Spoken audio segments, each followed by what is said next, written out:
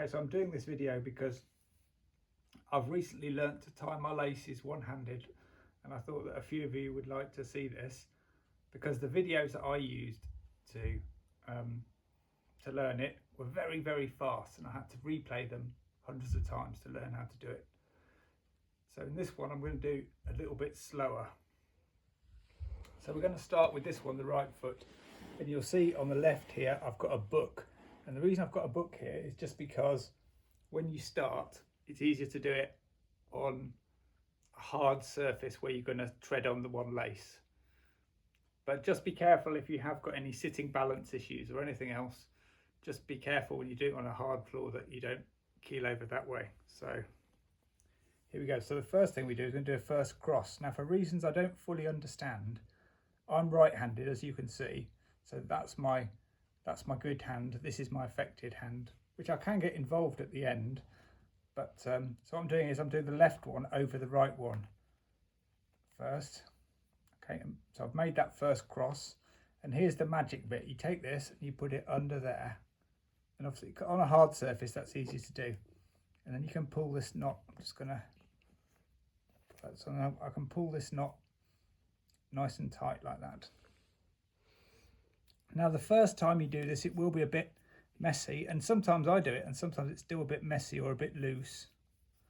So now what I'm going to do is I'm going to pass this one under here, and then you'll see you make a sort of a bunny ear. Right, so you can see that there, that's the bunny ear, and then I'm going to push this one underneath the knot like that. So now I've got that little loop on this end here. I'm going to push this one through that little bunny ear loop, and I can pull that one, and this is going to make a self-secured knot. So there I've got one half of the knot essentially. There we go. Okay, now because I've got one, you can take this off now, and then you see that's a little bit loose, but don't worry about it being loose the first time you do it. Just concentrate on learning the technique. There's lots of little things you can refine. Always try and make this loop as small as you can. Explain what you're doing on that loop.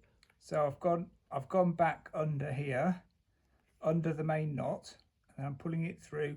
So I've got a smaller loop as possible. And then I'm going to pinch this to make the other side and put that through the bunny ear like that. Okay. And then I'm going to pull that, and I'm just going to even this up to make sure that when I pull on that bit, this will, so you can see that's, as long as you've got enough length on there, you can pull that tight one-handed like that. Okay, and if you have got some left hand function at this point, you can always tie a double knot. So I'm doing this so I don't get told off by my OT for not using my left hand at all. So you can see now I've turned that into a double knot. So that's just a simple overhand knot, and there we go. Now the problem with doing the double knot is don't get your fingers stuck. It is a bit difficult to undo at the end, I have to admit that. So don't worry about that for the first one you do. Yes, it's a bit, so what, I'm going to undo that so you can see the final result a bit better. So if I put it on here, you can see it's pretty good. I mean, this is a bit long. Really, I should have pulled a bit more through. But oh, it's come undone. It's not gone that great, has it? We'll have to do that again. Damn. Oh, hang on. No, it's all right. I can rescue it.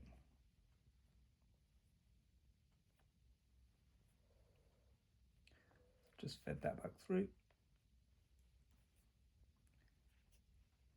And there we go.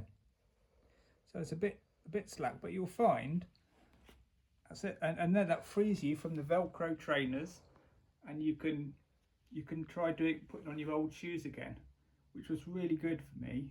Psychologically, it's great. So when I do the full version of this, I'll do the left foot as well. It's essentially the same.